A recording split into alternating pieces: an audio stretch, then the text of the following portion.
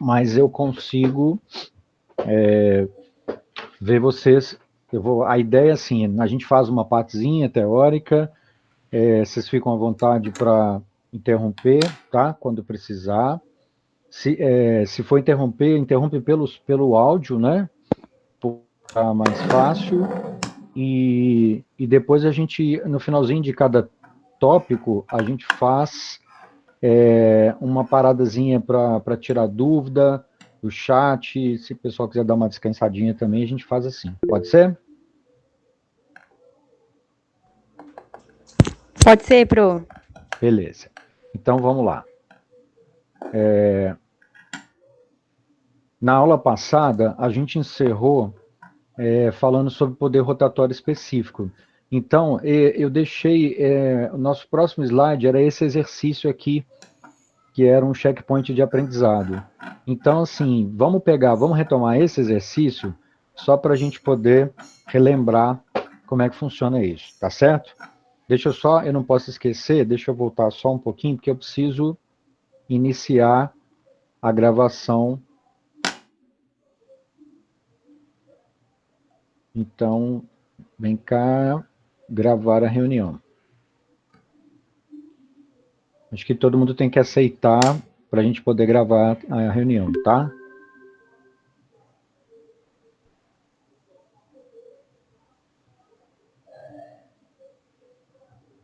Ok? Então, aqui o exercício é o seguinte, olha. Identificação de um insumo farmacêutico, cuja estrutura apresenta um carbono quiral, ou seja, ele é oticamente ativo, e aí a gente pode usar o poder rotatório específico para esse composto. A técnica manda dissolver 2,5 gramas da amostra em 15 de ácido clorídrico e completar 50 com água purificada. Então lembra aquele detalhezinho, né? Completar para 50, olha. O 50 aqui é um volume exato, medido, então vai ser feito no balão volumétrico.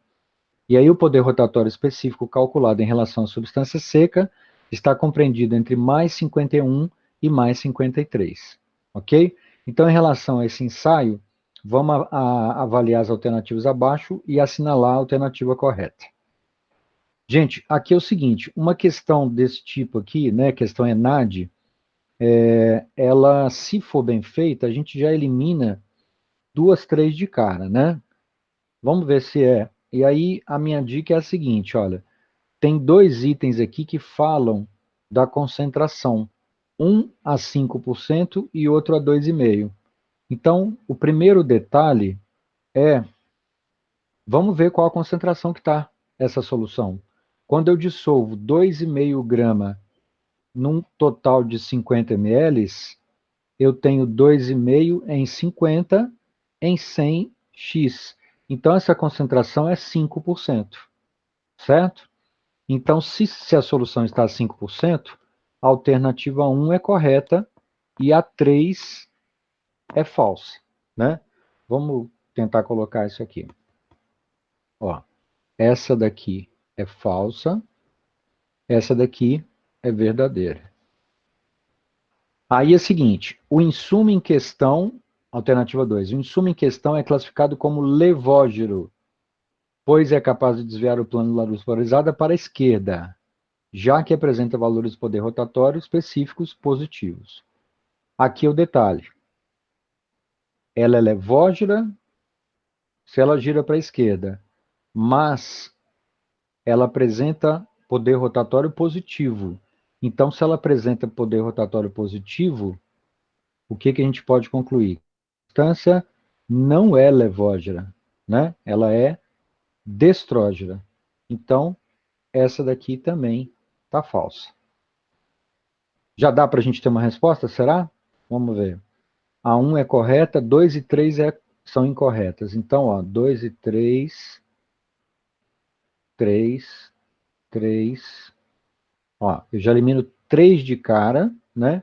E vou ficar entre essas duas. Vamos ver mais uma.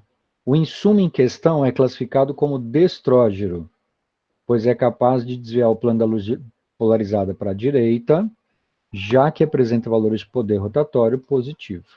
Então, essa aqui, né, ao contrário da de cima, essa está verdadeira. Então, 1 e 4 são corretas. 1 e 4 são corretas. Então, eu já tenho, provavelmente, a resposta, né? Vamos ver o último item. O poder rotatório específico está sendo empregado na identificação do insumo em questão, pois o mesmo é oticamente ativo, ou seja, é capaz de desviar o plano da luz polarizada. Perfeito, né? Eita, esse aqui ficou por conta. Então, resposta correta, letra C, 1, 4 e 5 são corretos. Ok? Vamos lá. Tudo bem, gente? Todo mundo está entendendo? Acompanhando? Tranquilo, prof. Beleza. Então, vamos lá. Ok. O último item que a gente ficou de verificar nessa parte também, ainda antes da gente começar, o mais importante hoje, que seriam os métodos cromatográficos e os espectrofotométricos, é ponto de fusão. Porque ponto de fusão, gente, também é uma constante física, né, físico-química, e a gente sabe que se a substância é pura, ela apresenta ponto de fusão, né? Então, você pode usar o ponto de fusão para a identificação de uma matéria-prima. Agora, obviamente, né, vamos lembrar um pouquinho, a gente falou de densidade, nós falamos de índice de refração, nós falamos de poder rotatório até agora. Então, vamos lá. Densidade só vale para líquidos. Índice de refração só vale para identificação de insumos líquidos também. O poder rotatório, a gente viu que pode ser ou sólido ou líquido. E ponto de fusão, obrigatoriamente, só pode ser o quê? Para matérias-primas sólidas, né? Fusão é a passagem do estado sólido para o estado líquido. Então, só apresenta ponto de fusão substâncias sólidas. E a gente tem que lembrar que qualquer impureza presente na sua amostra vai alterar o ponto de fusão, vai deslocar esse ponto de fusão, tá certo? Então, uma das coisas mais importantes quando a gente fala de fusão, e aí vale a pena um marca-texto aqui, ó, a amostra, antes de ser determinada a fusão, o que que a gente faz? A gente tritura essa amostra, pulveriza e desseca pelo menos 24 horas ou em estufa a vácuo ou em sílica gel no dessecador. Toda a diferença na hora de determinar o ponto de fusão, tá? Por quê? Porque umidade é considerada impureza para a matéria-prima, tá? Se a matéria-prima tiver com muita umidade, é suficiente para alterar o ponto de fusão dela, tá certo? Então, quando a gente fala de ponto de fusão, a Farmacopeia Brasileira, sexta edição, tem uma novidade, ela traz só 3 métodos, tá? O método 1 eu coloquei em azul porque é o mais importante, é o método do capilar fechado. Esse é feito, gente, para 90% das amostras, tá? Como é que é feito isso? Você pulveriza e desseca o material, depois você vai colocar o material dentro de um tubo capilar de vidro, né, fechado em uma das extremidades. Então, eu imagino que vocês já devam ter feito isso, né, essa determinação de ponto de fusão, em alguma disciplina do curso. Se não fizeram, a gente vai fazer isso na prática de controle, tá certo? Então, o detalhe é, método capilar fechado. Programa o aquecimento da temperatura até 10 graus abaixo do ponto de fusão esperado. Vou colocar um exemplo. Se a matéria-prima tem um ponto de fusão de 150, nós vamos aquecer rapidamente até chegar até 140. E aí, nesse momento, 10 graus abaixo, nós vamos introduzir o tubo capilar no campo de prova, tá? Aqui, ó, no local, nesse tipo de aparelho aqui, ó, que é o mais simples que tem no mercado, ó, esse aqui é o termômetro externo. Os tubos capilares são introduzidos aqui, ó, tá? Isso aqui é um aparelho tipo bloco aquecido. E a observação do ponto de fusão é feita visualmente. Então você tem que fazer a mágica, né, de observar a fusão e quando começar a fundir, você vem, mede a temperatura. Terminou a fusão, você vem e marca de novo a temperatura, tá? Então, você tem que ser meio ninja para trabalhar nesse tipo de equipamento aqui sozinho. Normalmente é legal trabalhar de dois, né? Porque aí um observa a fusão visualmente e o outro marca a temperatura. Então quem está observando fala, começou a fundir, terminou a fusão. Aí quem está aqui anota. Tá certo? Então, método 1, farmacopeia brasileira, aquece até 10 graus abaixo, introduz o capilar. Aí regula o aquecimento para subir bem lento, de 1 a 2 graus por minuto, para dar tempo de você observar com calma a fusão do material. Beleza? Método 2 e 3 são variações, basicamente método 2 para substâncias graxas, tá? Muito pouco usado. E o que que muda quando você faz farmacopeia americana? Deixa eu só voltar aqui, ó. Detalhe do equipamento. Esse é o equipamento que a gente tem na São Judas. Ele continua sendo, né, a introdução da amostra também aqui, na lateral, mas você observa que não tem termômetro externo, né? O aparelho já é mais moderno, ele tem um termômetro interno. Mas a visualização do ponto final continua sendo visualmente, ok? O que a farmacopeia americana fala? A americana fala em 5 procedimentos, né? Um exagero. E o mais importante para nós é a classe 1A, tá? Porque a classe 1A da farmacopeia americana corresponde ao método 1 da farmacopeia brasileira, ok? A única diferença é, observe aqui os detalhes, programa até 10 graus abaixo, e aí essa é a diferença. Você não vai introduzir o capilar quando tiver 10 graus abaixo. Você só vai introduzir o capilar quando ele tiver 5 graus abaixo do ponto de fusão esperado, certo? E a programação do aquecimento é um pouquinho mais rigorosa que a brasileira. Então é essa a diferença. A brasileira você vai introduzir o capilar 10 graus abaixo, a farmacopeia americana você vai introduzir o capilar 5 graus abaixo do ponto de fusão esperado. Tá certo? Aqui em cima, vou voltar um só para mostrar, se você quer um equipamento de verdade, sensacional, é esse aqui, tá? Esse aqui você coloca o tubo capilar para fundir e você assiste a fusão do material, tá? Você grava, você pode colocar na sua TV de 50 polegadas para assistir na sua casa depois, tá? É lindo esse aqui. Custa uma pequena fortuna, eu não conheço nenhuma farmácia de manipulação que tenha, mas os bons distribuidores de matéria-prima deveriam ter, né? Porque aí se você tiver algum problema com fusão, eles falam assim, ó, não, preocupa não que eu vou mandar o filme da fusão do seu material aí para você. Tá certo? Então, sobre ponto de fusão, o que eu queria dizer era basicamente isso. Tá certo? Tudo bem, gente? Alguma dúvida?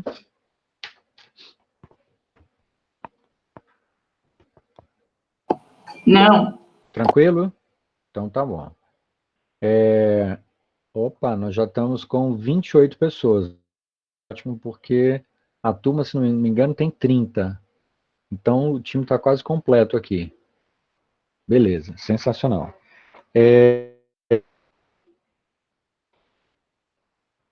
Me... Qualquer dúvida, tá? Me interrompe, tá bom? Porque senão fica a impressão que eu estou falando para as paredes. Não me deixa com essa impressão, hein? Vamos começar então agora os métodos cromatográficos, tá? Cromatografia, deixa eu colocar na tela. Aqui. Tudo bem? Todo mundo vê aí direitinho? Tudo bem, Pro. Beleza. Então vamos lá. Quando a gente fala de cromatografia, métodos cromatográficos para identificação, tá? Aqui só interessa análise qualitativa, identificação, que é o tema do nossa aula de hoje. Nós temos 2 métodos de interesse. Um é CCD, que é cromatografia em camada delgada. Do inglês TLC, né? Thin Layer Chromatography. Ou o HPLC, que é a cromatografia líquida de alta eficiência. Tá certo? Para identificar, são esses 2 métodos que interessam para vocês, ou para nós, tá? CG não é usado como método para identificação. E aí, CCD, eu tenho certeza que vocês viram em mais de uma disciplina na São Judas. A ideia, quando a gente está usando CCD para identificação, é aplicar. Deixa eu colocar um realce aqui.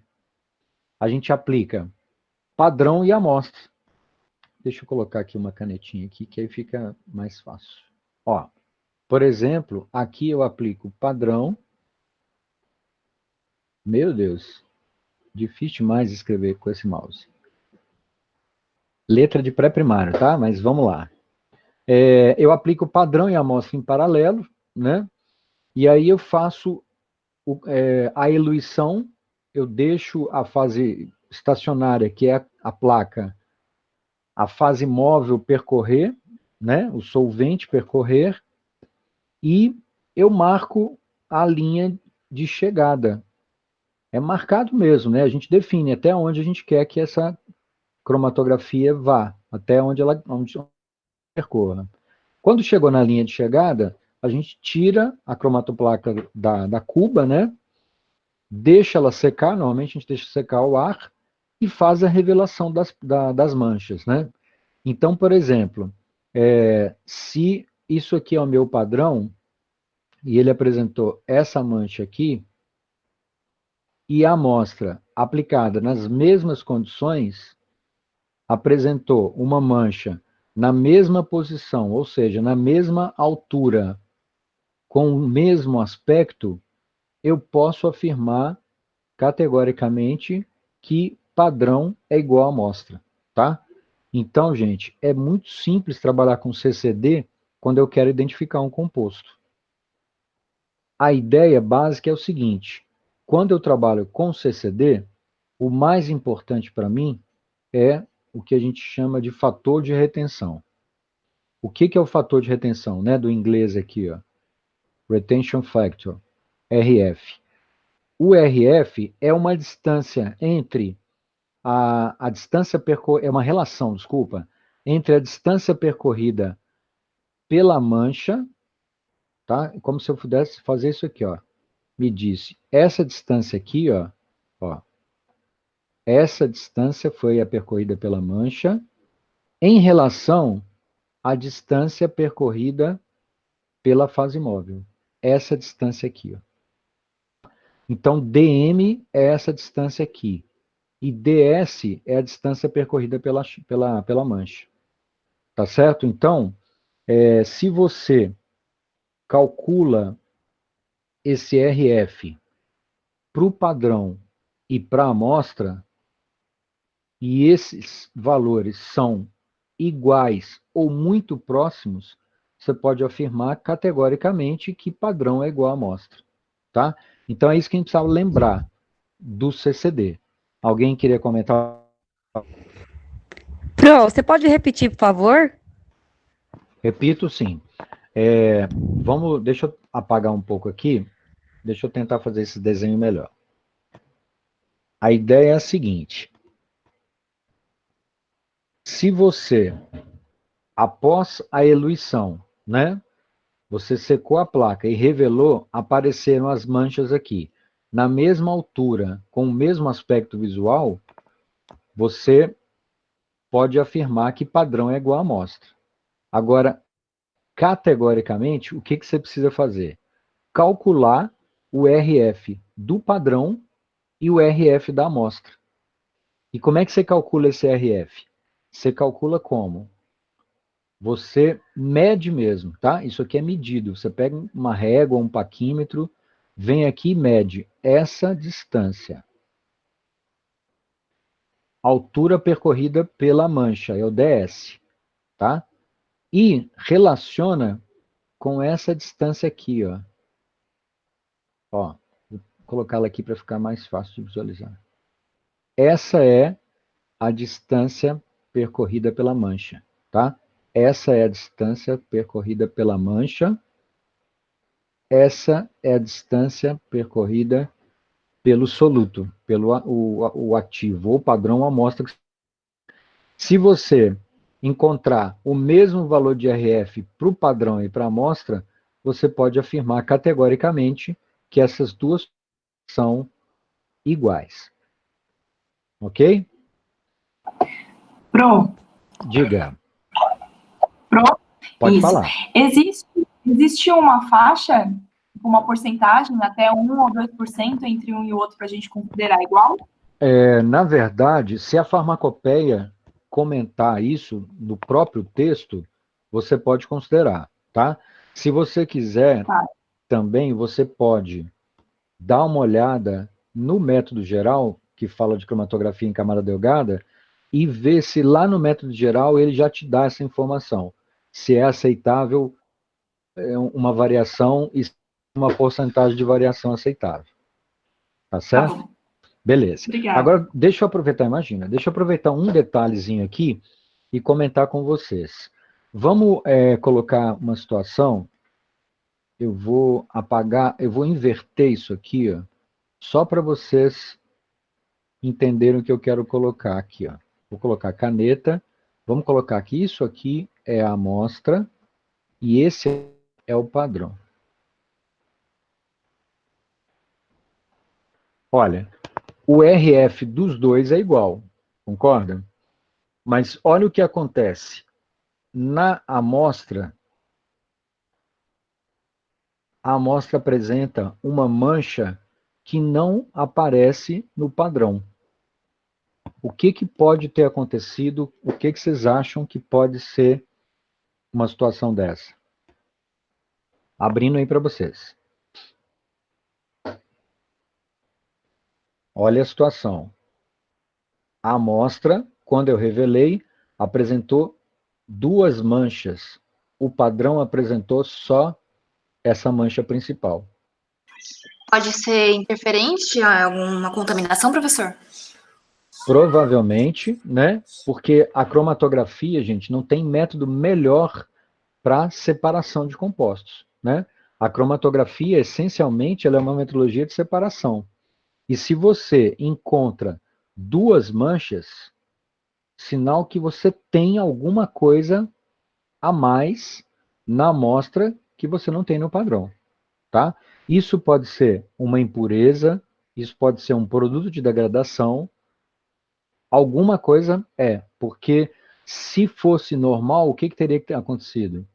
Teria que ter aparecido também aqui no padrão essa mancha, tá certo? Então, qualquer mancha a mais que aparecer na amostra que não aparecer no padrão, é um indicativo de que essa amostra tem algum problema. Ou ela está contaminada, ou ela está degradada. Isso aqui pode, por exemplo, ser um produto de degradação que o sistema cromatográfico consegue separar. Tudo bem? Professor, posso fazer uma pergunta? Claro, vamos lá. Por exemplo, a gente está pensando numa matéria-prima. A matéria-prima tecnicamente é pura como padrão. Mas, Sim, por exemplo, num caso de um produto final, um comprimido, uma solução, enfim, ela tá, tem outros componentes além só do princípio ativo. certo. Essa mancha pode ser algum outro componente? Pode, com certeza, tá? Quando você faz essa análise para produto, e a farmacopeia brasileira tem alguns casos que ela recomenda que você faça CCD para identificar o comprimido, por exemplo, ou a solução oral. Então, pode ser que você encontre manchas secundárias, né, como esse nosso caso aqui, e não necessariamente seja um produto de degradação, tá? Mas lembra, CCD, a grande aplicação de CCD é para identificação de matérias-primas. 90% é identificação de insumo, tá? Ela é muito mais importante na identificação de insumos do que de produto. Tudo bem? Tá bom, obrigada. Imagina. Então, acho que sobre CCD, o que vale a pena a gente recordar de teoria era isso, tá? Eu vou pegar um exemplo de aplicação já já, então vou reforçar bem aqui, ó. Quando eu falo em CCD, nós vamos identificar através de quem? Fator retenção, tá? O RF calculado para o padrão tem que ser igual ao RF calculado para a amostra. Então, pagar essas baguncinhas que eu fiz aqui. Isso aqui tá legal. Lembrando, brincadeira de criança, isso aqui. Ok? Agora, uma coisa importante. Quando a gente fala de HPLC, ou cromatografia líquida de alta eficiência, né? Vamos acostumar a usar o termo CLAI, né? Porque agora a gente já tem uma nomenclatura padronizada para isso. Cromatografia líquida de alta eficiência. O CLAI é uma cromatografia em coluna, né? CCD, cromatografia planar. É plano, é placa, né? Aqui não. No HPLC é coluna. Então, a ideia de uma cromatografia em coluna é que você injeta o padrão, injeta a amostra, e aí o que você espera que aconteça? Eu não tenho um desenho aqui, mas vamos colocar uma estimativa aqui. Ó. Por exemplo, eu injetei o padrão. Meu Deus. O que vai acontecer? O resultado de um cromatograma por HPLC é a presença de um pico. Tá? Então, vamos supor que quando você injetou, apareceu um pico num determinado tempo de retenção, tá? Tempo de retenção, famoso TR, ou RT, né, em inglês. E quando você injeta a amostra, nas mesmas condições, o que você espera que aconteça? Que a amostra apresente, nossa, o meu aqui não ficou legal, mas que ela apresente um pico semelhante em termos de posição e, principalmente, que ele apresente um tempo de retenção igual ao da amostra, tá? Meu desenho aqui não ficou legal, porque dá a impressão que, ó, opa, tá vendo que eles estão diferentes, né? Para ser considerado exatamente igual, a mesma substância, esse tempo de retenção, eita, paguei que eu não devia, esse tempo de retenção deveria ser exatamente igual, alguma coisa assim, tá? Os tempos de retenção muito próximos, de novo, né? Ou idênticos ou muito próximos. Tá certo? Então, essa é a diferença. CCD, o resultado de uma análise em CCD, o cromatograma é a revelação da placa. Num HPLC, o cromatograma aparece na forma de picos. Tá? E todo pico tem um tempo de retenção correspondente. Então, como que eu afirmo que padrão e amostra são a mesma substância? Se elas apresentarem o mesmo tempo de retenção. Ok? Tranquilo, gente? Ok, pronto, tranquilo. Alguma dúvida? Alguém quer colocar alguma coisa? Professor, eu trabalhei numa empresa que o pessoal trabalhava com ANC e aí eles me falavam que também é comum ter contaminação. É isso mesmo, né? Sim. Então, tipo, esse pico sair todo torto, algo assim. Sim. Ou o pico sai muito largo, né? Ou sai alguma coisa aqui, né? Por exemplo, se a amostra saiu alguma coisa aqui que não tem no padrão, é a mesma coisa, tá? Ó, se acontecer isso aqui, você pode afirmar que a sua amostra tem alguma coisa que pode ser um contaminante ou pode ser um produto de degradação. Tá certo? Beleza. Beleza. A ideia é essa, tá? Normalmente a gente não usa HPLC como método de identificação, ele é muito mais importante quanto método de quantificação, análise quantitativa, determinação de teor de produtos, tá? Mas é fantástico para determinação de produto de degradação, porque aqui, gente, eu consigo quantificar, né? Eu consigo calcular a área sobre essa curva aqui, ó, a área sobre o pico, e relacionar com a concentração do padrão ou do contaminante, do que for, tá bom? O que mais importante para a gente relembrar com relação ao HPLC, nós vamos ver isso depois com detalhe, tá? Nós vamos ter o segundo semestre, mais para frente o curso, nós vamos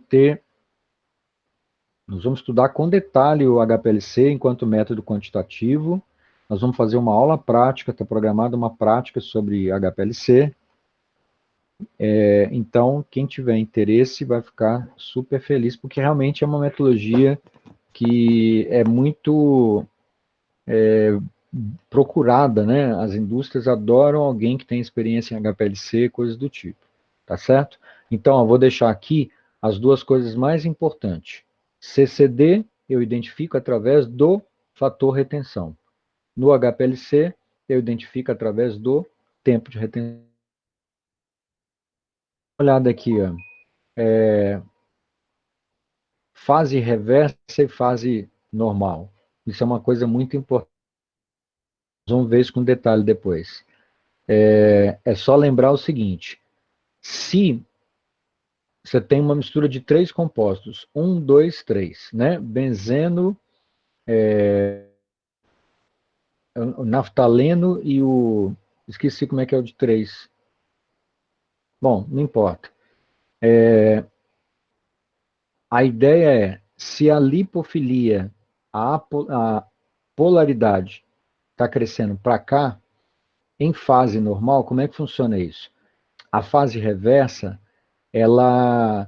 o solvente, entender isso, para não ficar confuso. Ó, em fase normal, a fase móvel é polar. Por isso que ela é chamada de fase normal, porque foi a primeira que apareceu. As primeiras cromatografias todas eram baseadas em colunas de sílica, e a sílica...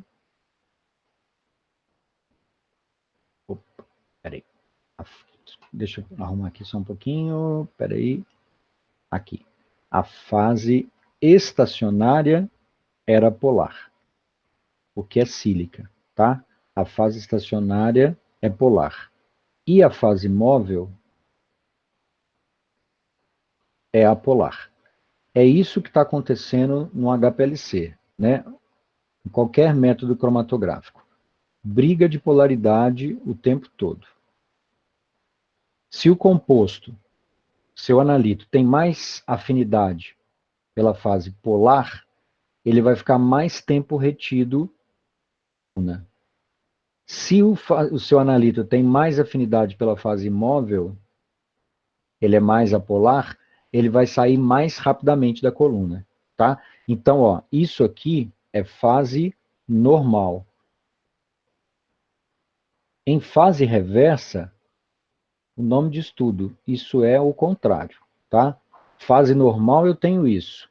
Aqui nós temos uma fase reversa. Na fase reversa, isso aqui é o contrário. Então a ideia é o seguinte: na fase reversa, a fase móvel é polar e a fase estacionária é apolar. Então, se o composto é mais polar, vamos pensar aqui, ó, desses três aqui, imagina essa situação aqui, ó, 1, 2 e 3. Esse composto aqui, ó, o 1, é mais polar que o 2, que é mais polar do que o 3. Então, vamos pensar, esse é mais polar do que esse, do que esse. Se eu estou trabalhando em fase reversa, como é que funciona?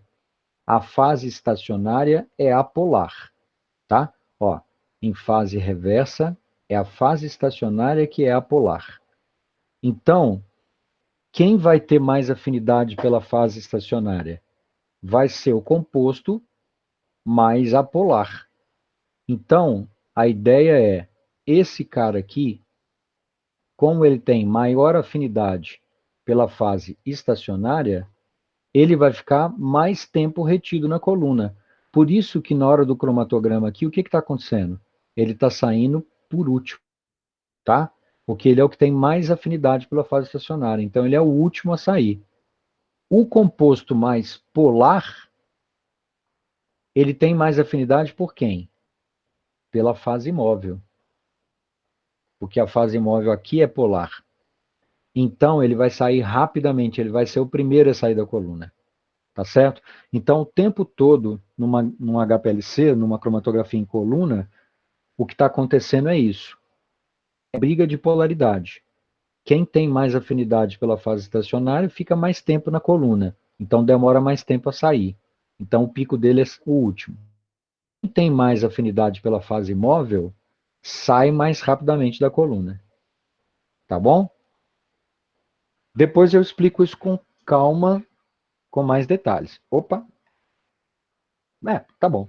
Vamos pegar um exemplo de aplicação.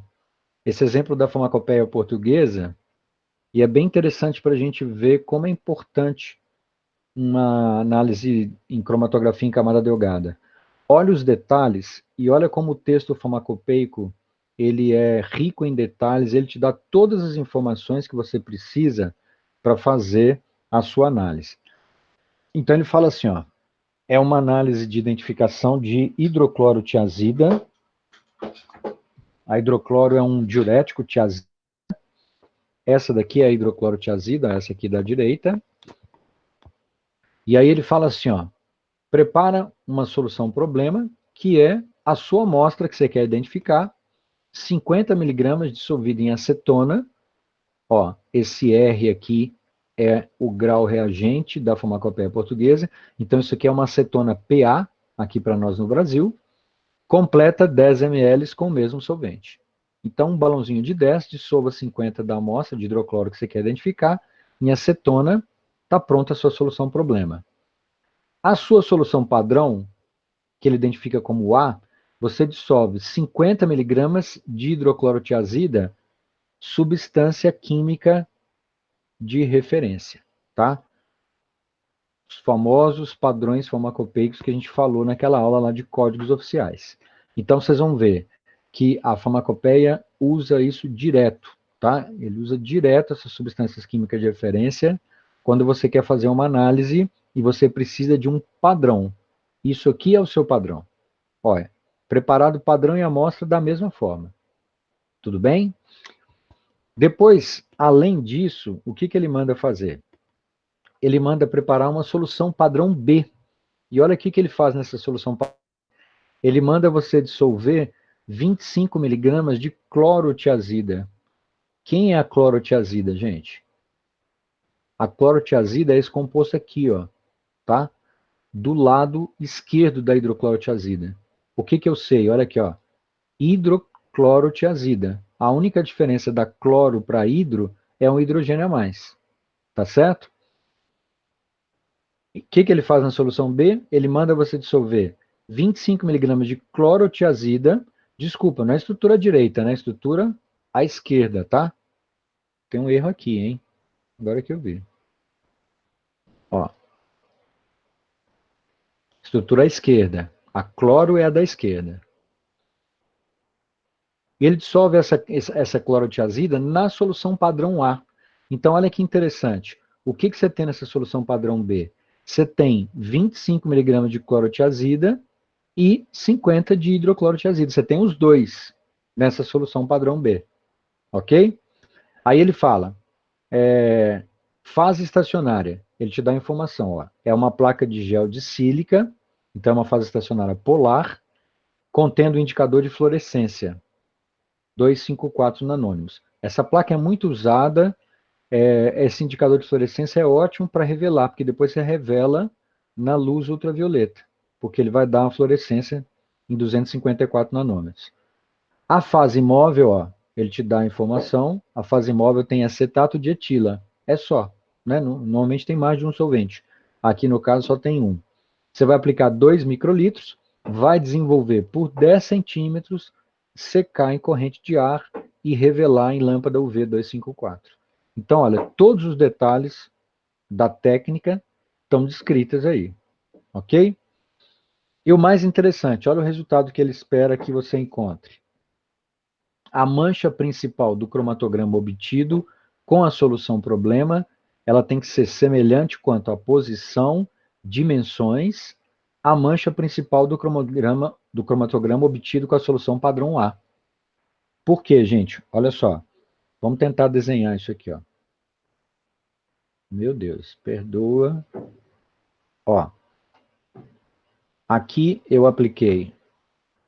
Acho que tem que ser um pouquinho mais para cima, né? Senão eu vou ficar apanhando aqui.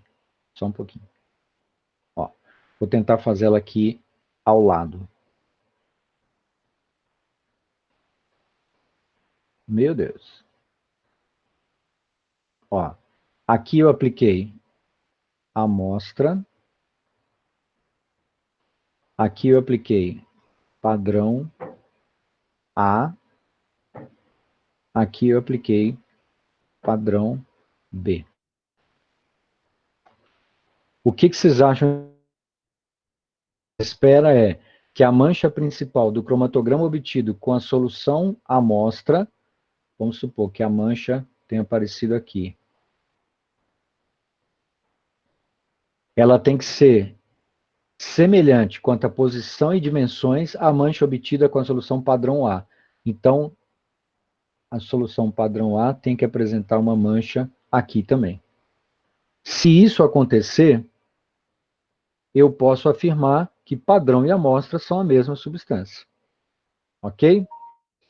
Agora, olha o detalhe. Conformidade do sistema. Para a solução padrão B, o cromatograma apresenta duas manchas nitidamente separadas. Então, o que ele fala? Que o cromatograma da B tem que aparecer duas manchas nitidamente separadas. Bem, então, nós estamos fazendo aqui uma simulação do que seria o resultado dessa cromatografia, desse cromatograma. Vamos fazer umas perguntinhas sobre isso aqui. Questão A, né, de aplicar dos alunos. Pergunta que não quer se calar, né? Qual que é o objetivo desse ensaio que está descrito aqui acima? Aberto aí para vocês. Para que a gente fez essa análise por cromatografia em camada delgada? Qual que era o objetivo dessa análise?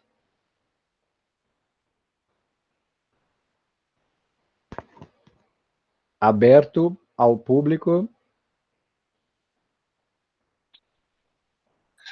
Para mostrar alguma pureza da amostra, algo do gênero? Ou, essencialmente, para identificar a minha amostra, não é isso? Essa análise foi retirada da monografia da hidroclorotiazida da farmacopeia portuguesa. Então, ele fala lá, método de identificação, cromatografia em camada fina. Dá para entender que eu consigo identificar se é hidrocloro mesmo? A partir do momento que eu apliquei a minha amostra, que eu acho que é hidrocloro, e apliquei o meu padrão, que eu sei que é hidrocloro, porque é uma substância química de referência, se eles apresentam a mesma mancha e eu calcular os RFs, eu vou ter a certeza de que padrão e amostra são a mesma substância. Tudo bem? Agora, gente, o mais interessante, olha essa questão B. No ensaio de conformidade do sistema, tá? Esse termo em inglês é System Suitability, adequabilidade do sistema, duas manchas correspondem a quais substâncias? Lembra que você fez essa solução padrão B para verificar a conformidade do sistema. É muito comum, numa técnica cromatográfica, ele sempre pedir para você fazer algum teste para verificar se o seu sistema estava conforme. A pergunta que não quer escalar é a seguinte: essas duas manchas correspondem a quais substâncias? Aberto para vocês. Quem são essas duas substâncias aqui? Ó? Essa mancha e essa daqui. Clorotiazida e a hidroclorotiazida. Legal. Né? Fica claro porque na solução padrão B, o que eu tinha? Eu tinha as duas, né? A cloro e a hidrocloro. Beleza. Agora vem cá. Dá para saber quem é quem? Quem é a cloro e quem é a hidrocloro? Sim. Dá por causa do padrão A. Né? Exatamente. O padrão A não é só hidrocloro? Então, essa mancha aqui de cima é hidrocloro. Ou seja, essa mancha aqui é hidrocloro. Essa daqui só pode ser da clorotiazida. Tá certo? Agora, o mais interessante.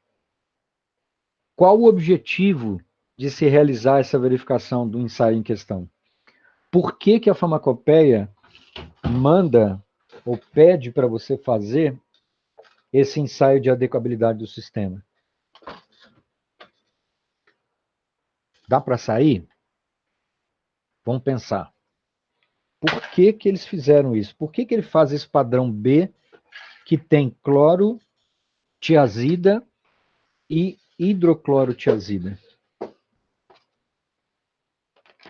Aceito sugestões.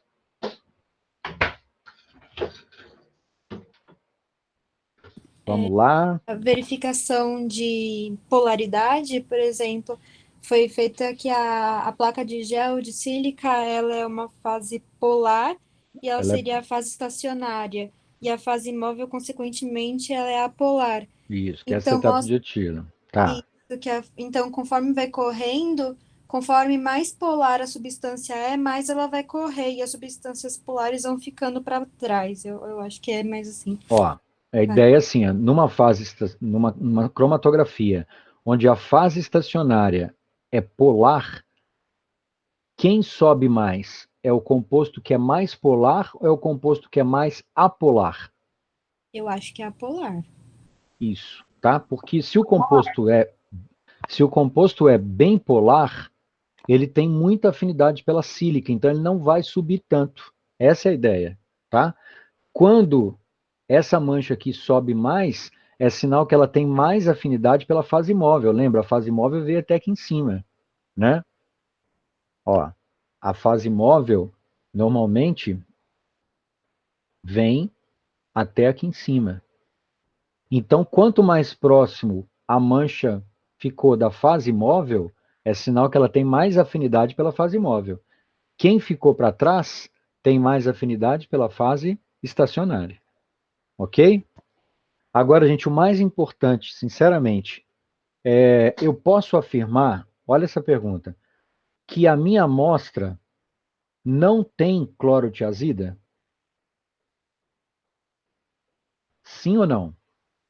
Eu acho que sim. Por quê? Porque não aparece o ponto aí no meio do caminho. Exato, exatamente, tá? Se não aparece a mancha aqui no meio do caminho, é sinal que a minha amostra não tem clorotiazida. Isso é característico da cromatografia, porque se a minha amostra tivesse clorotiazida, essa mancha ia aparecer aqui, tá? Agora, o detalhe que é mais importante de tudo isso. Por que que eles fazem por que que eles colocam a clorotiazida na história? Porque a clorotiazida, gente, é uma impureza de síntese da hidrocloro, tá? Então, se você quer saber se a sua matéria-prima clorotiazida realmente é de boa qualidade, você vai justamente verificar se ela não tem clorotiazida como impureza de síntese, tá certo? Então, essa análise aqui, ó, que é super simples e super bacana de fazer, ela te dá informações valiosíssimas, tá? Ela te fala que a amostra é pura, que ela não tem contaminante de clorotiazida e, o mais importante, pelo fato de você ter visto essas duas manchas bem separadas, que era o que ele pedia, né, duas manchas nítidas, isso te informa que o seu sistema cromatográfico ele está adequado para separar essas duas substâncias. Gente, ela só tem um hidrogênio de diferença. E o sistema cromatográfico é capaz de separar isso. Olha que incrível. Então, aqui mostra que o seu sistema cromatográfico é capaz de separar as duas substâncias. Portanto, se tivesse aparecido uma mancha aqui, saberia que a sua amostra tem contaminante de clorotiazida nela também. Como não apareceu, você pode afirmar que a sua amostra não tem contaminante de clorotiazida. Tá entendido? Foi claro? Sim, pronto. Sim. Beleza, gente. Então vamos lá. Sim. Ó, tô vendo aqui o Gustavo. E aí, Gustavo, beleza? Temos 27 pessoas, que ótimo. Quase a turma completa. Então, gente, fechamos cromatografia. Alguma duvidazinha? Vamos, né, dar aquela paradinha para recapitular. O que nós vimos até agora? A gente fechou a parte de constantes físicas e físico-químicas, né? Então nós vimos densidade, vimos índice de refração, vimos poder rotatório e vimos ponto de fusão, tá? Então, nós fechamos as constantes físico-químicas. Professora, eu tenho uma dúvida. Fala. É a Carol? Isso. Vamos lá. Eu tô vendo que minhas anotações aí surgiu. No ponto de fusão, o senhor falou que no finalzinho vai aquecer lentamente, certo? No ponto de fusão, no finalzinho, vai ter... Vai aquecer de 2 em 2 graus. Ah, sim, sim. Na verdade, menos ainda. Menos ainda, né? Se for pela farmacopeia americana, mais ou menos meio. É bem lento esse aquecimento. Certo. O objetivo desse aquecimento lento é só para observar o ponto, terminar de visualizar o ponto de fusão ou é outro? Eu me perdi um pouquinho nisso. É exatamente isso, tá? Porque se ele aquece muito rápido, você pode perder o início e o término da fusão, Certo. tá? Quando você faz isso bem devagarzinho, dá tempo de você observar nitidamente o início da fusão e o término da fusão. Tá bom. Ok? É isso. Obrigada. Beleza, imagina. Mais alguma dúvida? Alguém, pessoal, comentando? Ó, a equipe está cheia aqui, né? Tomara que estejam participando mesmo, não com o negócio só ligado, né? Tá participando, Pro, relaxa. Você não tá sozinho, não. Então tá bom. Porque é tão estranho, gente, vocês não têm ideia, porque na sala de aula é muito bom, porque eu vejo vocês, eu vejo se a aula tá interessante, se tá chata. Aqui eu não consigo ver nada, né? Então, Pro, aqui cromatografia a gente teve um pouco com a Tânia também, em análise instrumental. Alguma coisa assim. Isso. Então, essa parte a gente já conhecia um pouco, mas beleza. Foi bom você rever. Então tá bom. Então vamos passar então para a parte... Beleza, Gustavo.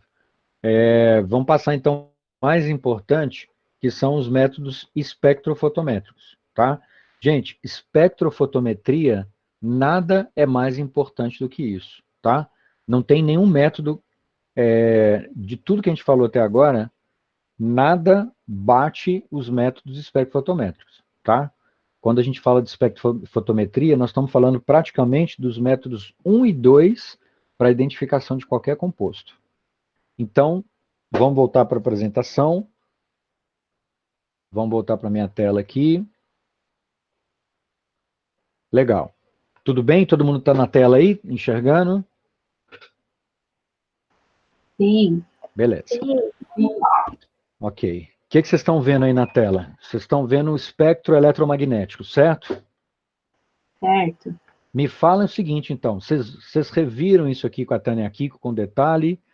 Quer que eu passe mais rápido dessa parte aqui, ou vocês querem que eu faça no ritmo lamoliano normal?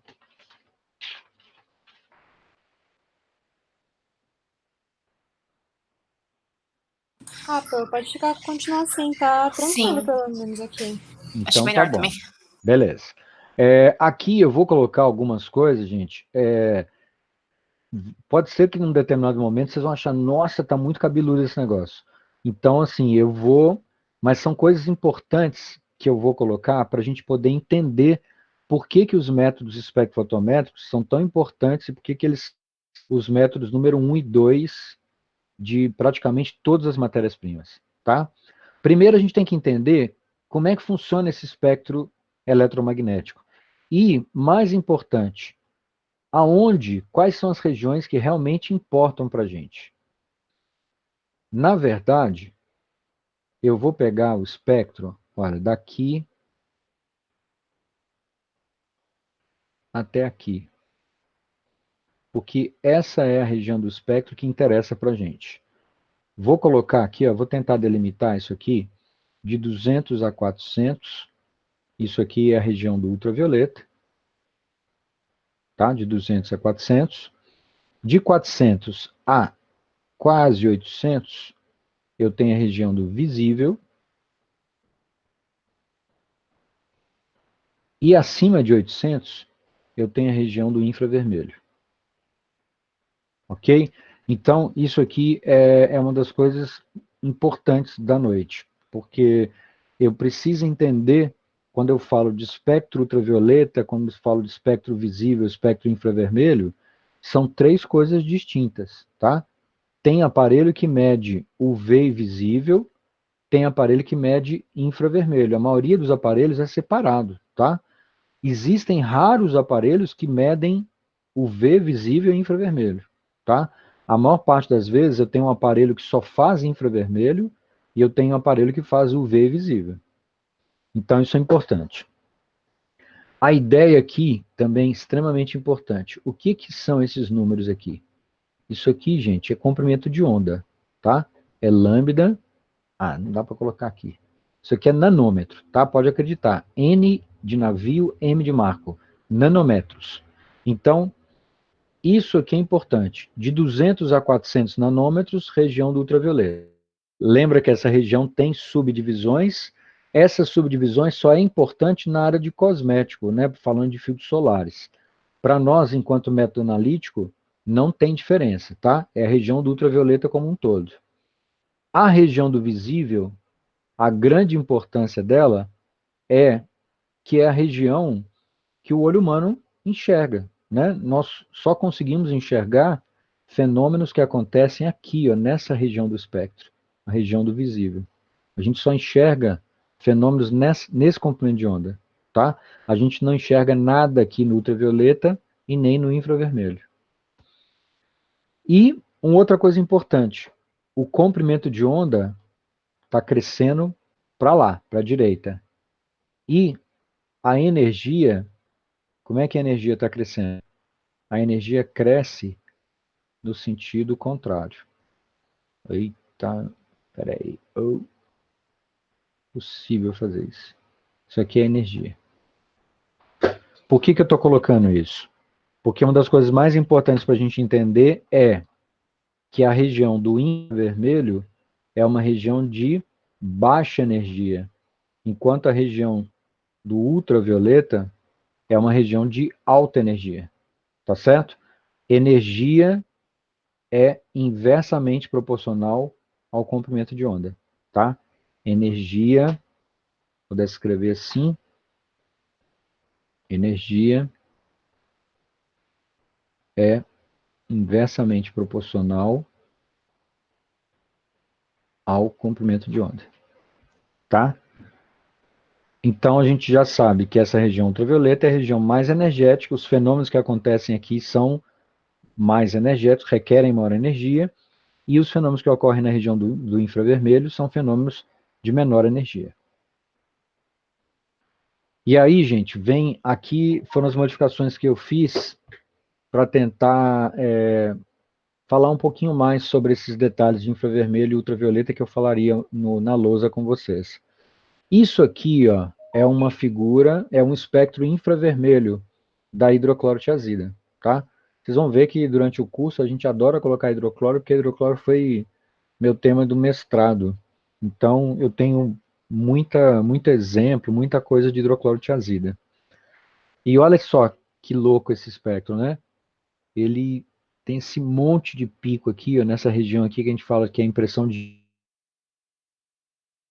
Aqui, ó, mais ou menos aqui como limite, a partir de 1500, se eu pudesse traçar aqui, né, uma reta, aqui na faixa de 1500, daqui para cá,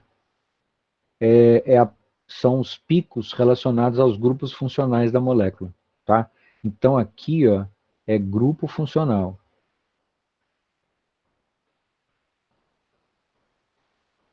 E essa parte aqui, ó, de 1500 para baixo, é a impressão digital da substância. Então, esses picos aqui são mais difíceis de compreenderem. Esses aqui, ó, são mais tranquilos, porque estão relacionados a ligações carbono-hidrogênio, hidrogênio heteroátomo, duplas, triplas, grupos carbonila, né? Dupla carbono-carbono. Então, isso aqui é mais bem definido. Por exemplo, se você tem picos nessa região de 2300 a 2100, isso é típico de ligação tripla entre carbono-carbono ou carbono-nitrogênio, tá? Eu não vou, claro, entrar nesse detalhe, é esse o objetivo, tá? São pouquíssimas pessoas que te falariam o que significa cada pico desse aqui. O que importa para nós é que infravermelho é o método número 1 para a identificação de compostos, tá? Nada é melhor do que o infravermelho para a identificação de compostos. Então, quando eu faço a identificação da minha amostra de hidrocloro por infravermelho, o que eu costumo fazer? Na minha época de analista, na FUP, né, que a gente tinha um aparelho mais antigo, o que a gente fazia? A gente traçava o espectro da amostra e depois traçava o espectro do padrão. E aí o que a gente fazia? Comparava um espectro com o outro, tá? No caso do infravermelho, gente, os espectros têm que ser sobreponíveis. Esse é o termo que a gente costuma usar, tá? Se eu colocar um espectro em cima do outro, eles são idênticos. Se aparecer um pico a mais ou um pico a menos, é sinal que alguma coisa está de errado na sua amostra. Tá certo? Então, quando eu faço uma identificação infravermelho, eu vou traçar padrão e amostra e vou verificar se os espectros são sobreponíveis. Ok? Se eles são idênticos. Essa é a ideia. Agora, nos aparelhos mais modernos hoje, o que eu tenho banco de dados de substâncias, tá? E esses bancos de dados são às vezes mais caros que o próprio equipamento. O que acontece? Eu traço o espectro da minha amostra e o computador que tem no equipamento já me fala direto, porque ele já identifica a amostra e já fala o que é. Porque provavelmente ele já tem no banco de dados o espectro infravermelho dessa substância. Tá certo? Então, nada é melhor do que o espectro infravermelho para a identificação de amostras. Eu achei um videozinho bem bacana explicando o espectro infravermelho, é um videozinho de uns 6, 7 minutos. Se alguém tiver interesse de relembrar como é que funciona essa técnica, vale a pena, é bem interessante. Uma última coisa que eu quero falar do vermelho é como ele é um espectro de baixa energia, uma região de baixa energia, na região do infravermelho, gente, não existem transições eletrônicas. O que existem é só estiramento e deformação de ligações, tá? Então, não ocorre transição eletrônica como acontece, por exemplo, na região do visível ou na região do ultravioleta, que são regiões mais energéticas, ok? Como a região do infravermelho é de baixa energia, não ocorre transição eletrônica. Esse é o detalhe que eu queria que vocês guardassem, tá certo? Só existem transições de vibração e rotação de molécula. Beleza? Agora, o que é isso aqui? Olha a diferença, né? Isso é um espectro infravermelho. Isso é um espectro ultravioleta. Por que eu sei que é ultravioleta? Porque olha o comprimento de onda. De 200 a 400, tá? Isso aqui é o espectro. Professor, você poderia repetir, por favor, esse negócio da transição eletrônica? Da transição eletrônica, vamos lá. Quem que está falando aí? É o Gustavo. Ô, Gustavo. Gustavo, é o seguinte, esse negócio, cara, é bem cabeludo, e a ideia é o seguinte, imagina que, acho que o slide seguinte eu consigo mostrar isso aqui, ó. Observa aqui, ó, esse desenho aqui no lado direito.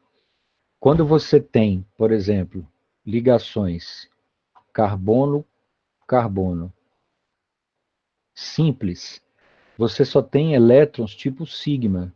Lembra disso? Quando você tem, por exemplo, uma dupla ligação, você tem elétrons tipo sigma e elétrons tipo pi. E aí, gente, quando você emite energia luminosa, né, sobre átomos ou moléculas, dependendo da energia que tem essa radiação, vai ocorrer ou não transições eletrônicas. Então, transição eletrônica é isso aqui, por exemplo, uma transição eletrônica de elétron sigma ligante para não ligante ou antiligante é requerido uma energia gigantesca. Então, o que acontece?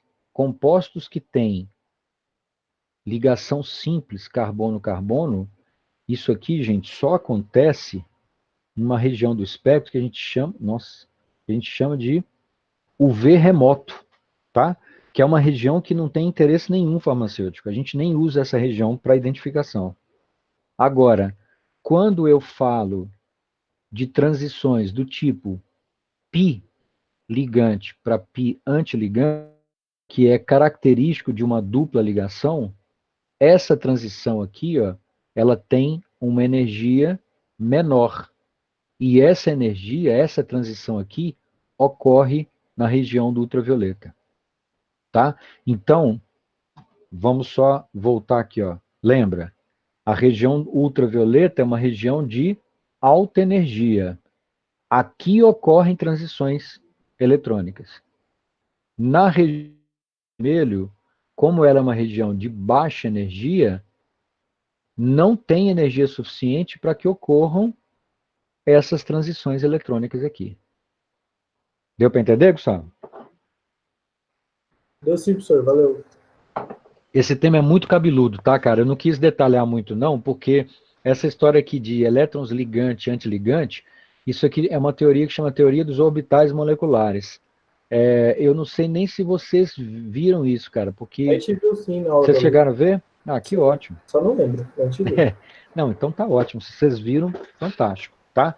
O que importa para nós é o seguinte, isso aqui vem uma coisa importante.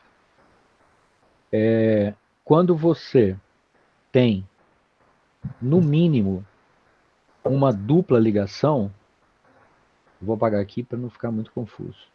Quando você tem isso aqui, ó, no composto, uma dupla ligação, você tem, chama de cromóforo, tá? Isso é o que eu ia comentar agora. Olha aqui. O que é um cromóforo? O cromóforo é o grupo funcional responsável pela absorção. E aí, gente, o menor cromóforo que existe é a dupla ligação. Então, se você tiver na estrutura do composto uma dupla ligação, uma única dupla, ele é capaz de absorver na região do ultravioleta. Então, você consegue identificar esse composto através do seu espectro ultravioleta. Tá? Se você tem, por exemplo, uma ligação carbono-carbono simples, depois você tem uma dupla.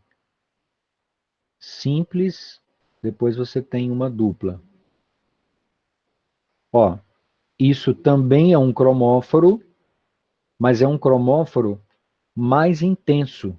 Como você tem duas duplas, a intensidade de emissão vai ser maior, tá? Então, imagina, para absorver na região do ultravioleta, eu preciso que o composto tenha pelo menos uma dupla ligação. Se você tem um composto que tem duplas conjugadas, simples dupla, isso é um cromóforo maravilhoso. Você vai conseguir identificar o seu composto na região do ultravioleta. Agora, olha que louco isso aqui.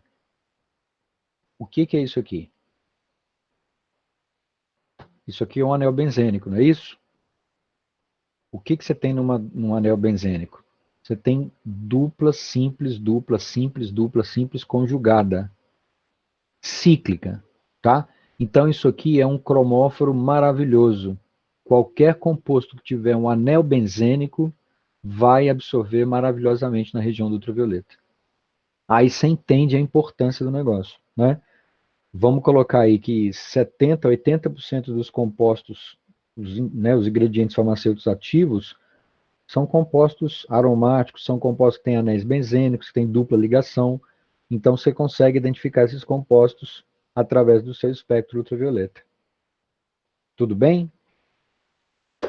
Gente, essa é a parte mais cabeluda, tá?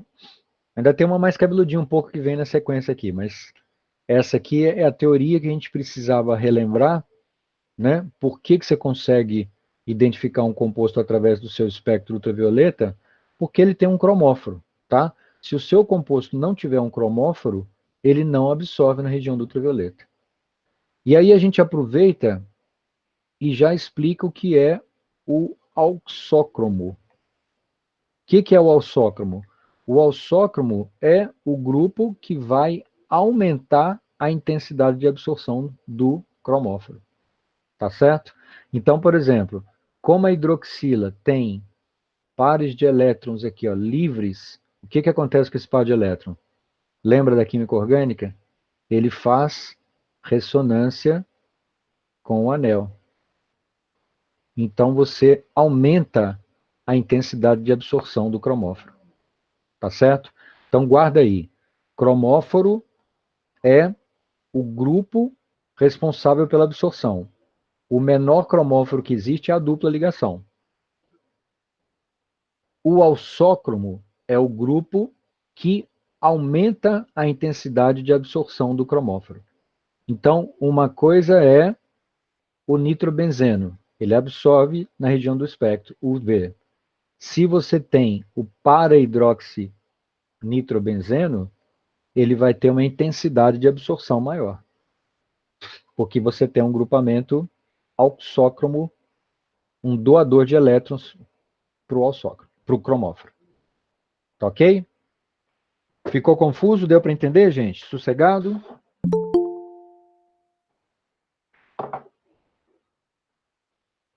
Esse sinalzinho aí foi alguma coisa? Tem alguns alunos que estavam com dificuldade de entrar na sala. Parece que caiu aí, estão tentando entrar de novo, professor. Logo agora? Deixa eu ver.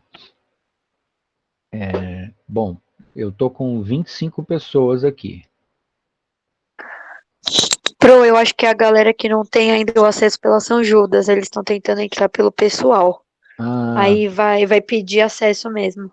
Entendi. Bom, ó, eu tô vendo o Isaías, parece que entrou agora. Tá. Ok. Gente, então, olha, essa parte do espectro é para entender, né, para a gente recordar e entender por que as substâncias podem ser identificadas através do seu espectro ultravioleta, tá certo? Porque elas têm, por exemplo, uma dupla ligação, ou seja, um grupamento cromóforo, tá certo? E aí, gente, tá todo mundo ouvindo? Tá tranquilo?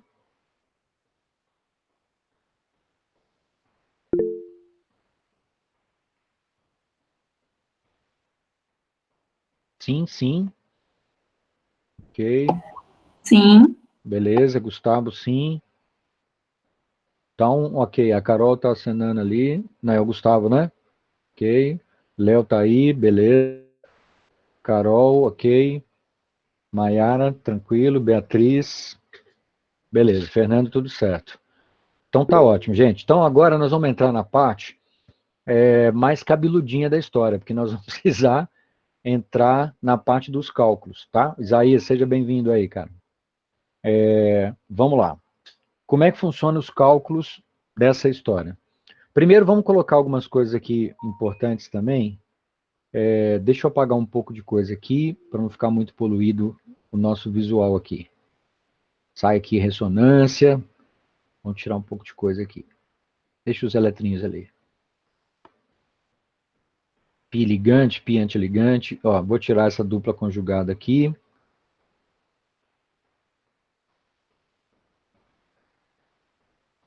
Ok. Eu vou chamar a atenção de um detalhe aqui.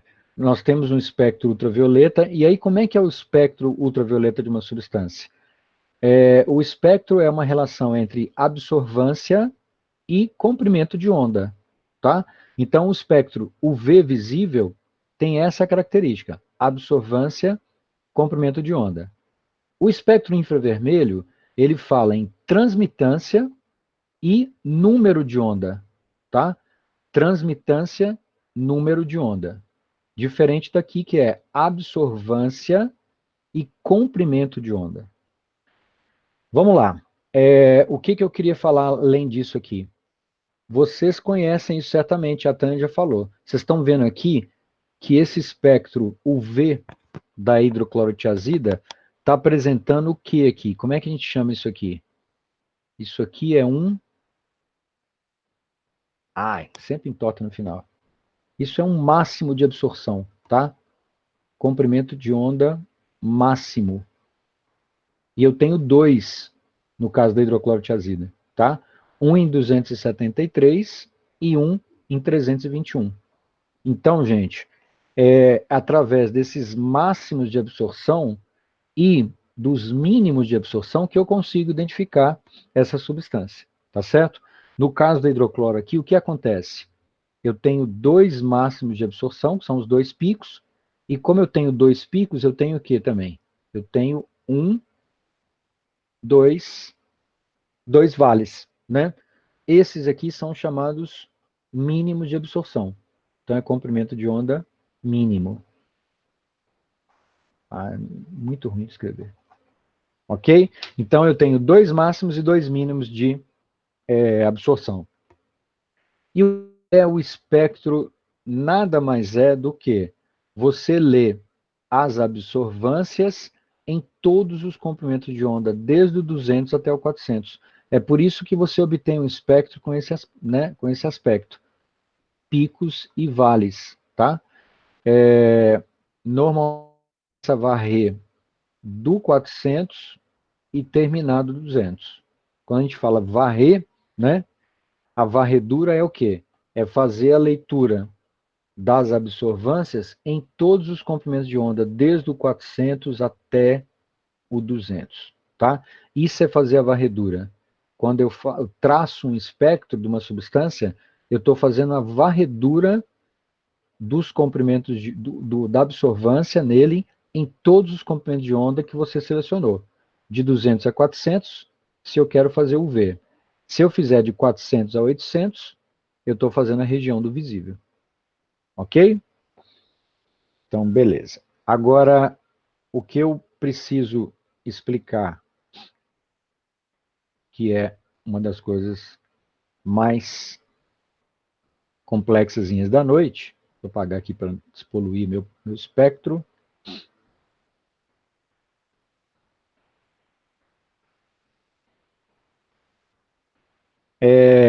O conceito de absorvância.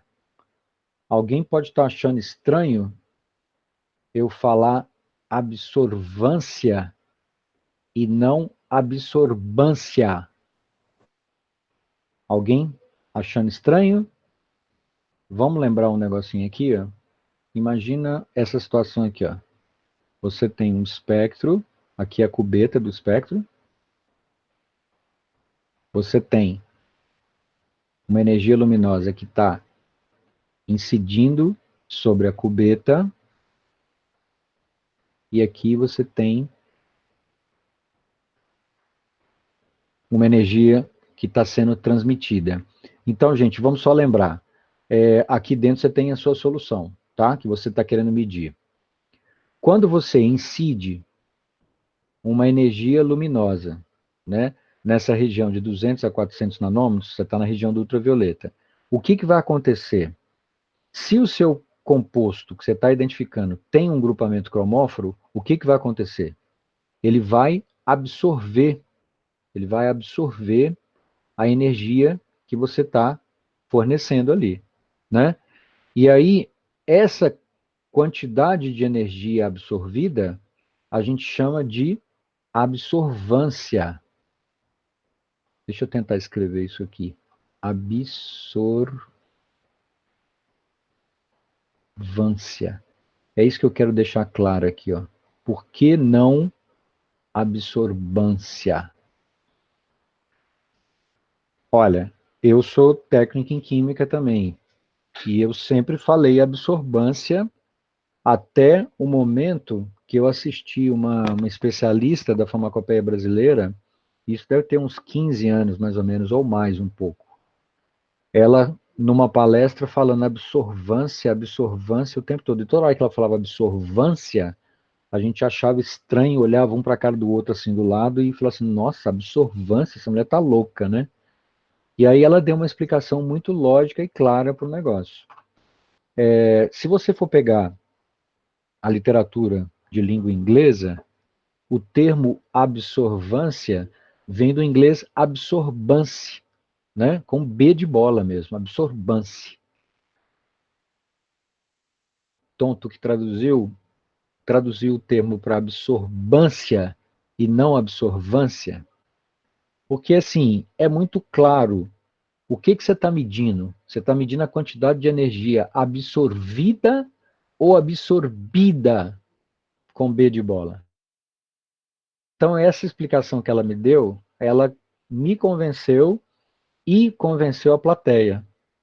Tanto é que depois a Farmacopeia Brasileira, a partir da 5ª edição, se você for buscar, e vocês vão fazer isso, que você já tem ela, né, a 6ª edição baixada no computador, vocês vão ver que a farmacopeia fala em absorvância, com V, o tempo todo, e aboliu o termo absorbância. Então, quem ainda, pessoal mais velho, quem não tirou isso da cabeça, e os químicos, né, que insistem em tratar isso aqui como absorbância. Tá certo? Agora, vamos lá. Aprendemos, entendemos, e eu convenci vocês que é com V agora. O mais importante, a distância do caminho óptico aqui, que é chamado de B de bola, e eu tenho a concentração da solução que eu estou medindo, a absorvância, tá? Então, como é que eu posso representar matematicamente a absorvância? Vou apagar aqui, pelo amor de Deus. Gente, desculpa essa letra péssima aqui, tá? Ó.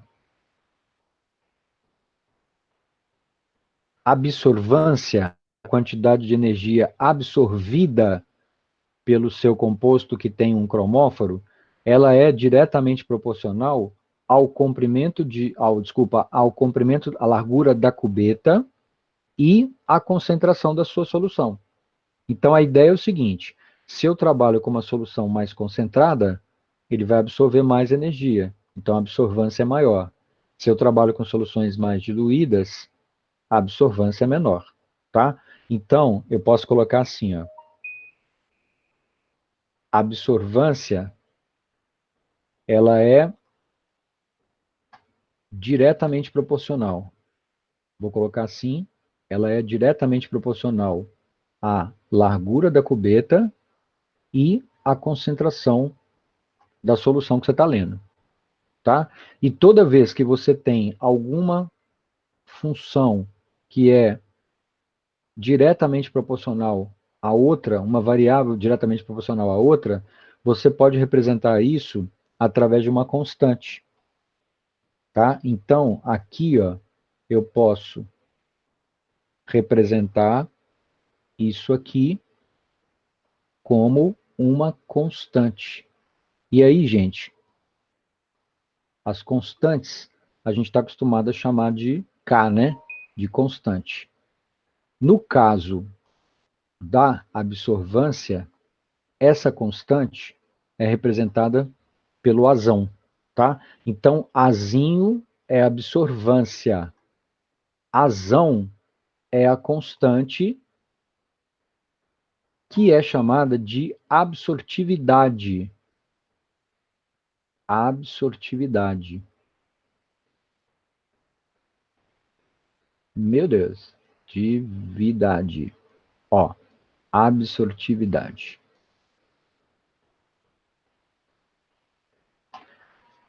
Tá? Então, isso que eu queria colocar. Essa é a parte estressante da aula, porque envolve um pouquinho mais de matemática.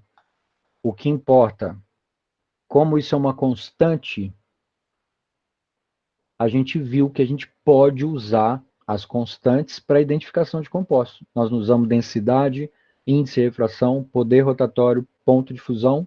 Nós vamos usar absortividade, que é uma constante espectrofotométrica, para identificar os nossos compostos também. Beleza? Então, isso era o que a gente precisava explicar. E eu posso agora ir para a parte dos exemplos de aplicação.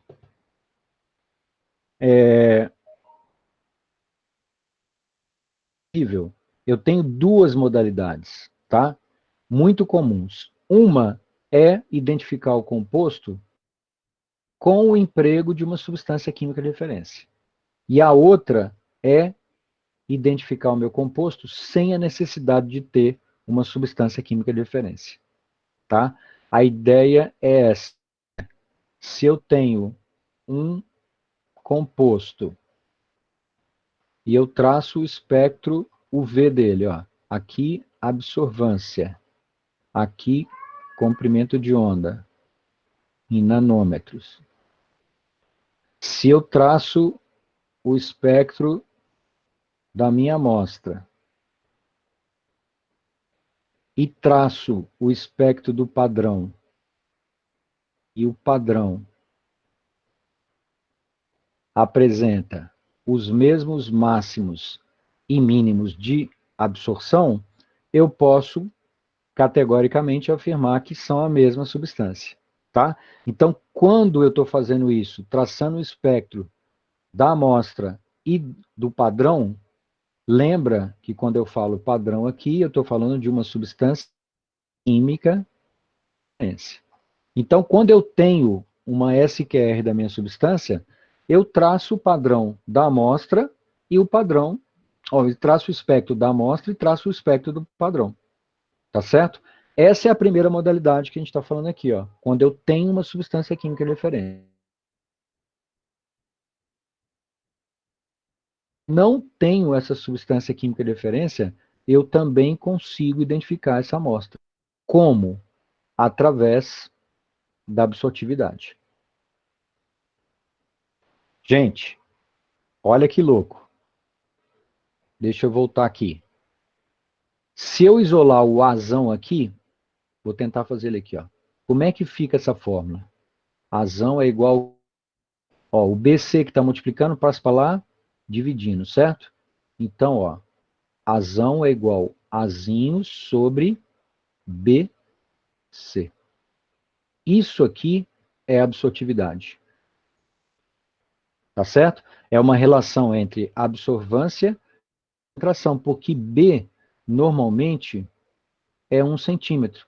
Porque essas cubetas, a maior parte delas, a gente trabalha, a maior parte das vezes eu trabalho com uma cubeta de 1 centímetro. Tá certo? Então, olha o detalhe. A absortividade, que é o nosso azão, existem 2 tipos de absortividade muito usados. Um é o que a gente chama de absortividade específica. O que é absortividade específica? Eu não consegui fazer porque o computador não me dá esse recurso. Mas quando eu coloco aqui, ó, a 1 centímetro, opa, peraí só um pouquinho, a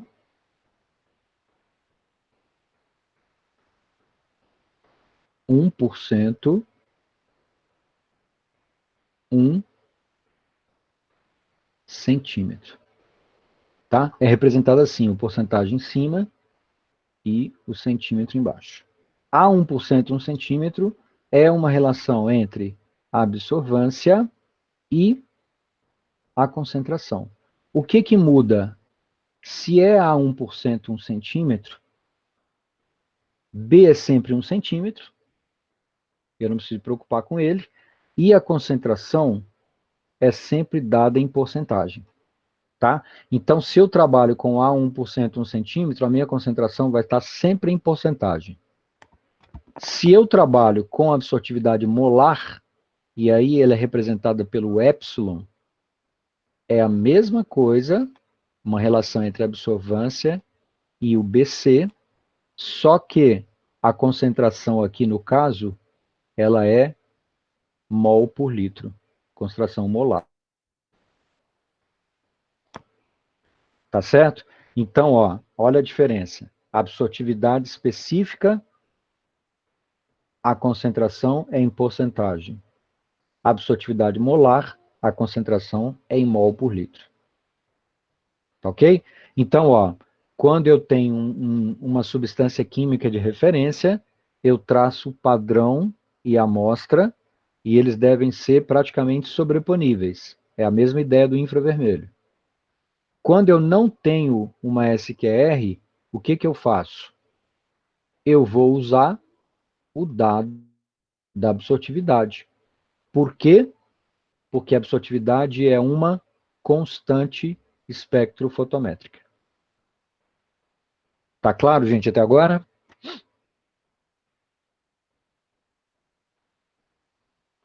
Pessoal? Ô, Pro, o que significa B? B é sempre a largura da cubeta. Tá, peraí. Tá? B é a largura da cubeta. E a maioria das vezes é 1 centímetro. Tá, e C? C é concentração. A concentração da solução que eu estou lendo. Pode chamar de amostra?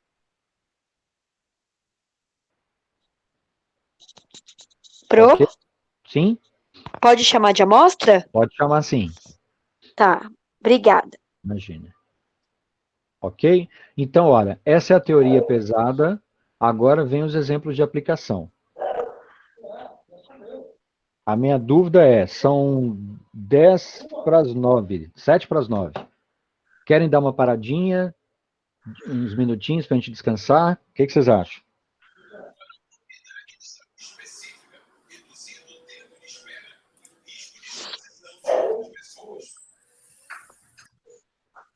E aí, galera? Uma paradinha ou vamos direto?